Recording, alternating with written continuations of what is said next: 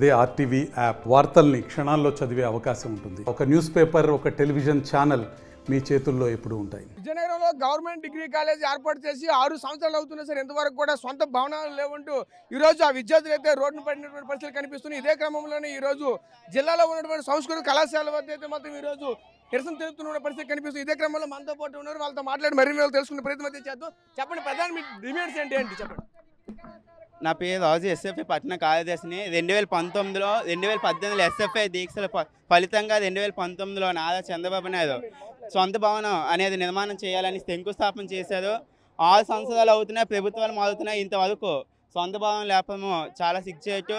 Full day క్లాసులు running అవ్వకుండా Sanskrit degree కాలేజీలో ఒక పూట కాలేజ్ రన్నింగ్ అవ్వడం వల్ల బయట విద్యార్థులతో పోటీ పదమని చదవమంటున్నారు. దీనివల్ల విద్యార్థులు సరిగ్గా అదొక చదువుల వల్ల ఇబ్బంది పడుతున్నారు. అదే కాకుండా మొన్న గ్రీవెన్స్లో కలెక్టర్ కలిసినప్పుడు మాకే సెలవులు లేవు, మీకు సెలవులు ఉన్నాయి కదా, హాఫ్ డే కాలేజ్కి వెళ్ళి మార్నింగ్ అంతా ఎంజాయ్ చేయొచ్చు కదా అనే విధానంలో అది మాట్లాడడం జరిగింది. దీనివల్ల విద్యార్థులకు చాలా ఇబ్బంది పడుతుంది. సొంత భవనం ఏర్పాటు చేయాలి. ఇక్కడ విజయనగరం జిల్లాలో డిగ్రీ కాలేజ్ అనేది వేణుగోపాల్ టెంపుల్స్ వైపు ఏర్పాటు చేస్తామని శంకుస్థాపన చేస్తామని అన్నారు. అంత దూరం విద్యార్థులు రాలేదు. గవర్నమెంట్ ప్రాంతంలో ఉన్న ఆర్మీ గెస్ట్ హౌస్ అనేది ఖాళీగా ఉంది. దాన్ని భవనం కూల్చి అక్కడ సొంత భవనం నిర్మాణం చేయాలి. నిర్మాణం అయ్యే వరకు ఏదో ఒక ప్రైవేట్ కాలేజ్ని రీచ్ తీసుకోమా, లేకపోతే మానస ట్రస్ట్ అని అడిగైనా అందులో క్లాసులు ఫుల్ డే అనేది రన్నింగ్ చేయాలని డిమాండ్ చేస్తున్నాం. అమ్మ, మీరు చెప్పండి అమ్మా, మీరు ఎందుకంటే చేస్తున్నారు, ఏంటి పరిస్థితి, మీకు ఏం కావాలి? నా పేరు పూజిత, నేను డిగ్రీ బీకామ్ ఫస్ట్ ఇయర్ చదువుతున్నాను. మాకు ఫుల్ డే కాలేజ్ లేదు, మేము గవర్నమెంట్ డిగ్రీ కాలేజ్ చదువుతున్నాం. మాకు కూడా ఫుల్ డే కాలేజ్ ఉంటే మేము కూడా అందరిలాగా ఫుల్ క్లాస్ అటెండ్ అయ్యి ఫుల్ క్లాస్ అన్ని చదువుకుంటూ మంచి ర్యాంక్స్ తెచ్చుకోవచ్చు అని కోరుకుంటున్నాం. ఇంకా కొంతమంది అయితే స్టూడెంట్స్ ఉన్నారు, వాళ్ళతో మాట్లాడి మరి తెలుసుకునే ప్రయత్నం. చెప్పండి అమ్మా, ప్రధానంగా మీ యొక్క డిమాండ్స్ ఏంటి? ఇది ఎందుకని ఈ విధంగా ఈ రోజు ఇంత మండుటెంట్లో చేస్తున్నారు? నా పేరు పి శ్రవంతి. మేము వెస్ట్ గోదావరి నుంచి వచ్చాము ఇక్కడ చదువుకుందామని. కనీసం ఇక్కడ చూస్తే మాకు గవర్నమెంట్ కాలేజ్ కూడా లేదు.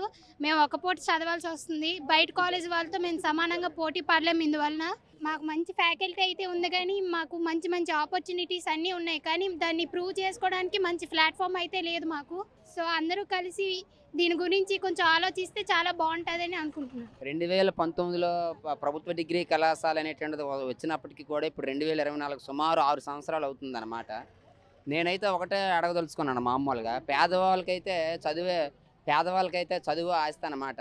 నిజంగా విజయనగరంలో ఉండేటటువంటి చరిత్ర ఆధారంగా నిజంగా ఎవరికైనా మానవత్వం, దయ అనేటటువంటిది ఉంటే ఖచ్చితంగా రూమ్లు అనేటటువంటిది సత్వర స్థాయిలో ఏర్పాటు చేసి సమర్థవంతంగా క్లాసులు అయ్యే విధంగా చేసుకోవాలి. ఒక పూటలో మానస ట్రస్ట్లో సంస్కృత కాలేజీలో రన్ చేయడం అనేటటువంటిది ఇది చాలా సిగ్గుచేటు అయినటువంటి పరిస్థితి. దీనికోసం ఖచ్చితంగా ప్రతిస్పందించాలి. ప్రతిస్పందించకపోవడం అనేటువంటిది మీ చేతకానితనం. నిజంగా మేము చదువుకునే విద్యార్థులం కాబట్టి మేము మీ ప్లేస్లో ఉండుంటే ఇవన్నీ కూడా సక్రమంగా చేసి ఉండేవాళ్ళమనే మేము అనుకుంటున్నాము. కాబట్టి మీరు మానవతా దృక్పథంతో ఖచ్చితంగా ఏంటంటే కనీసం మాకు ఏంటంటే ఇప్పుడు వేసవికాలం కనీసం తాగడానికి నీరు ఫెసిలిటీ కూడా లేదు.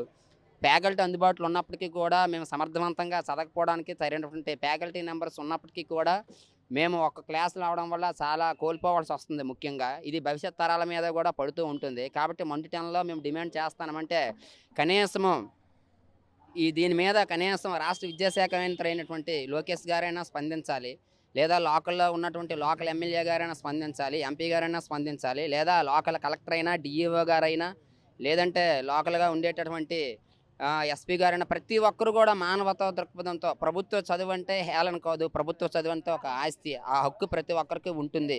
వాటిని సామాన్య మానవులకు కూడా కల్పించాలి. విజయనగరం అంటేనే కళలకి సంస్కృతికి పెట్టిన పేరు.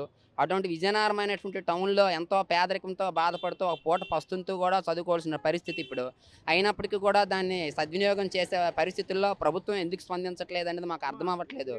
కాబట్టి ప్రతి ఒక్కరు కూడా ఏంటంటే ఒక మానవతా దృక్పథంతో దయతో ప్రభుత్వ బిల్డింగ్లు వచ్చే విధంగా 2 పూటలు కూడా కాలేజ్ అయ్యే విధంగా ప్రతి ఒక్కరు కూడా చర్యలు తీసుకోవాలని మరీ శతకోటి వందనాలతో మీ పాదావందనాలతో విజ్ఞప్తి చేసుకుంటున్నాము. దీనికి రెస్పాండ్ అవ్వాలని. రెస్పాండ్ ప్రపంచం మొత్తం మీద ఎన్నిసార్లు ఎస్ఎఫ్ఐలు పోటీ చేస్తున్నా విద్యార్థులు ఎన్నిసార్లు రోడ్డు మీదకి వస్తున్నా నిమ్మకి నీరెత్తినట్టుగా ప్రభుత్వం వ్యవహరించడం అనేటటువంటిది ఇక్కడ నాయకుల వైఫల్యంగానే భావిస్తాను 100% కూడాను. కాబట్టి ప్రతి ఒక్కరూ కూడాను విద్యకు తగిన విధంగా మాకు న్యాయం చేస్తారని, మాకు తగిన విధమైనటువంటి మాకు దిక్కుముక్కు లేక ఏదో ప్రభుత్వ కళాశాలలో చదువుకుంటే ఈ ప్రభుత్వ కళాశాలలో కూడా మాకు న్యాయం జరగకపోవడం అనేటువంటి దురదృష్టకరమైనటువంటి సంఘటన. మేము కనీసం మేము ఎలా బ్రతకాలి, మా జీవితాలు ఎలా బాగు చేసుకోవాలి, మీరు మానవత్వం ఉండదా, మీరు కనీసం స్పందించరా, ఇకనైనా మీరు ఉన్నత ఆశయాల్లో కలిగినటువంటి మేము ఎంతోమందిని స్ఫూర్తిగా తీసుకున్న మేము ప్రభుత్వ కాలేజీలో చదువుతున్నటువంటి మాకు న్యాయం చేస్తారని అనుకున్నటువంటి దృక్పథంతో కాలేజ్ ఇస్తారని కోరుకుంటున్నాం. ఏదైతే పేదరోధ పిల్లలు ఉంటారో వాళ్ళు ఈ ప్రైవేట్ కాలేజీలో చదువుకోలేరు. అలాంటి వాళ్ళు గవర్నమెంట్ కాలేజీలో చదువుకుందామని వస్తే ఇక్కడ 2 పూట్ల కాలేజ్ లేని పరిస్థితి. దీనికి ఎంత సిగ్గుపడుతున్నాము.